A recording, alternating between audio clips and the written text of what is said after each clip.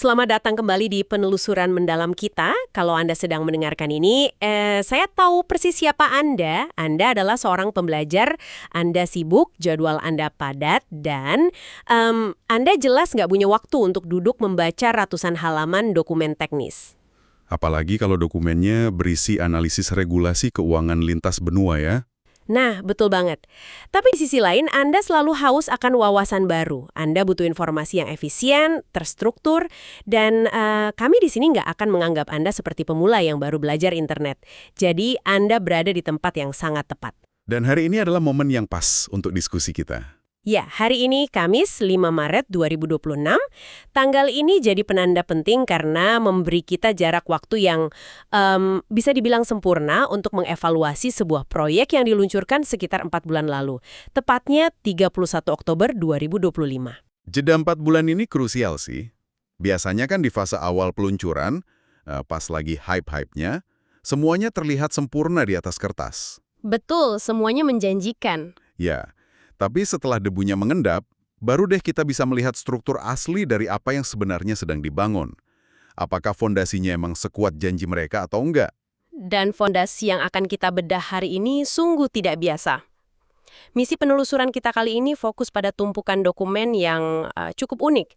Ada profil proyek e-commerce yang menyatu dengan Techfin, proyeksi keuangan, dan yang paling menarik buat saya? Laporan kepatuhan internasionalnya kan? Yap. Laporan audit dari lembaga seperti AOFII, GSO, dan SMIC. Topik sentral kita hari ini adalah Digital Islamic Gold Exchange Platform, atau kita singkat saja DIGE. Singkatan yang lumayan mudah diingat. Oke, mari kita bedah ini. Coba Anda bayangkan bagaimana caranya menggabungkan hukum keuangan Islam kuno yang sifatnya sangat ketat dan interpretatif dengan teknologi blockchain modern yang dingin, serba otomatis untuk memperjualbelikan emas digital.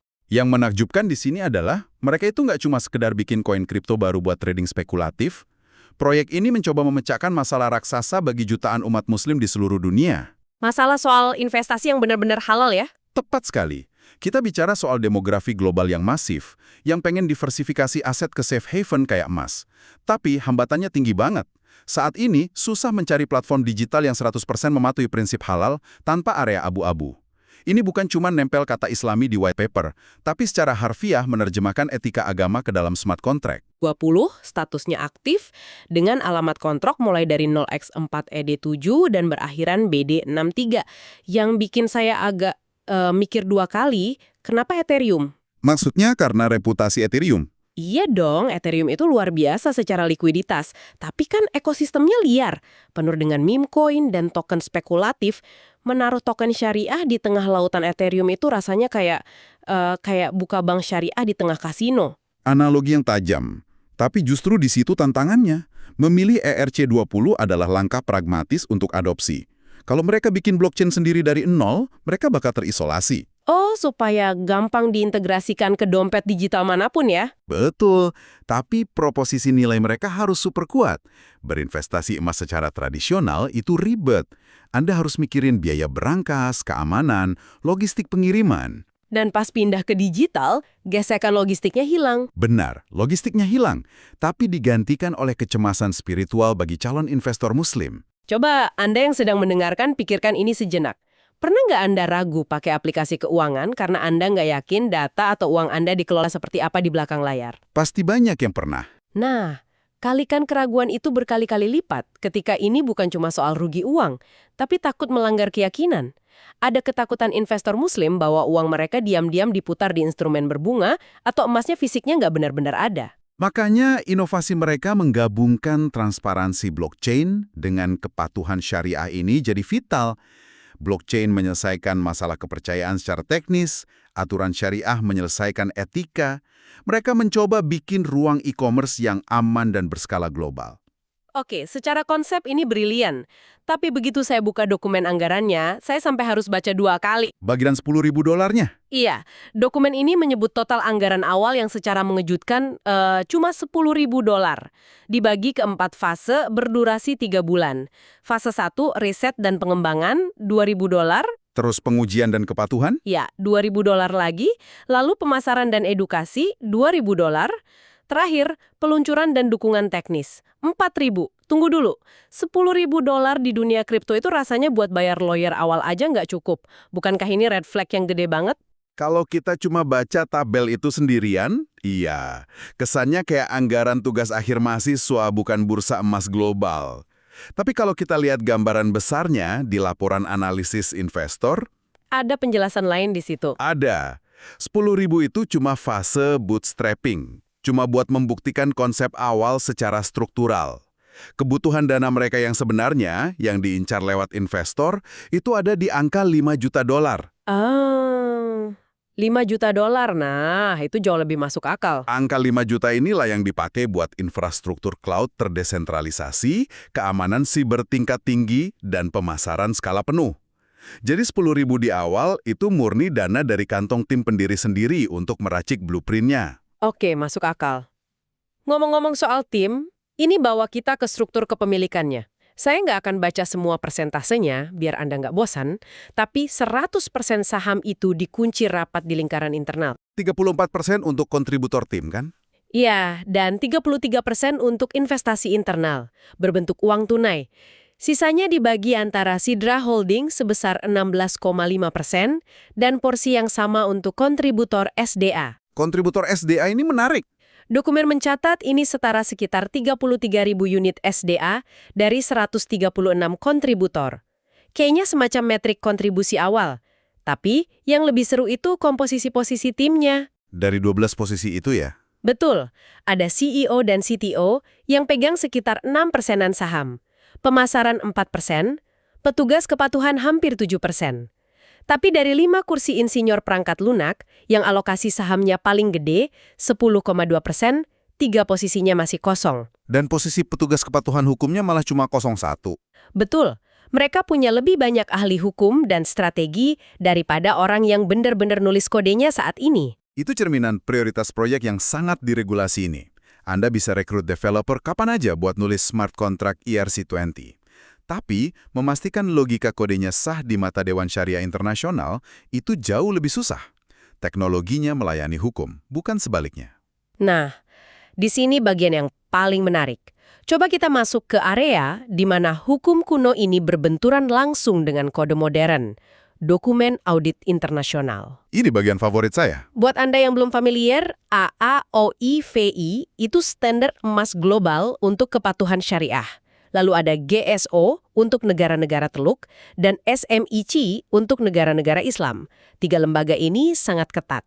Dan saat AAOIVI mengaudit platform ini, mereka menemukan 3 potensi pelanggaran krusial. Yang pertama, GARAR. Garan ini sederhananya adalah ketidakpastian.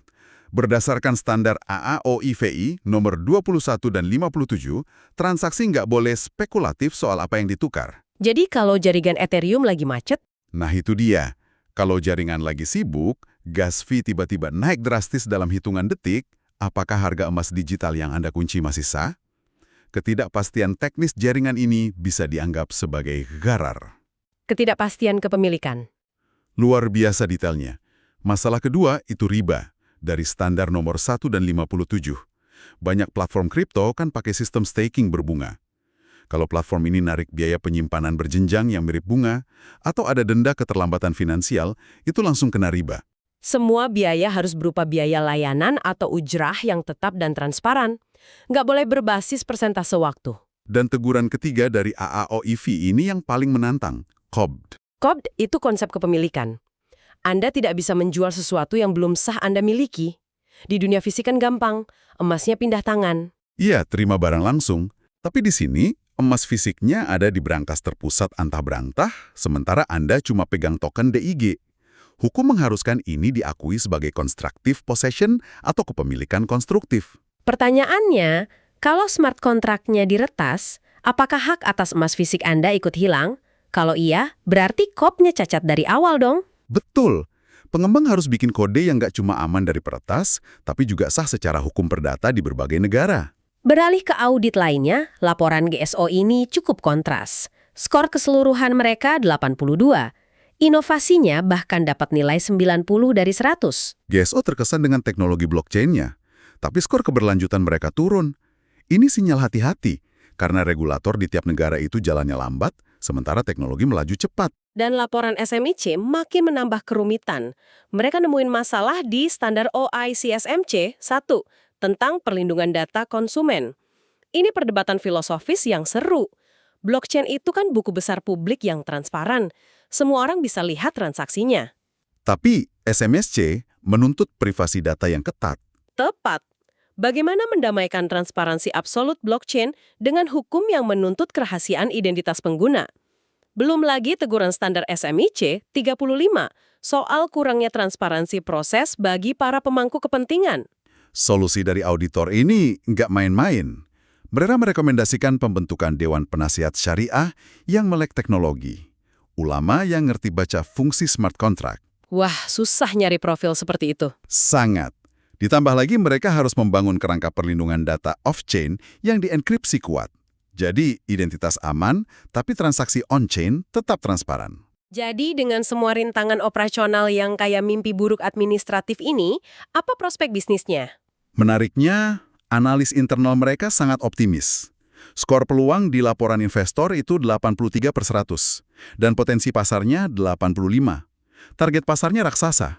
Populasi muslim global yang melek teknologi. Kalau mereka berhasil dapat pendanaan 5 juta tadi, Proyeksinya, ROI atau imbal hasil mereka bisa 25-30% selama 5 tahun.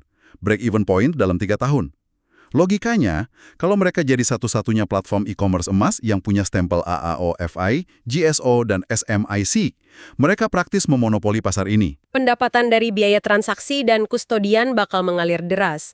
Tapi, sebagai pemandu Anda, kita harus kasih peringatan serius nih. Disclaimer dari dokumen ini jelas banget.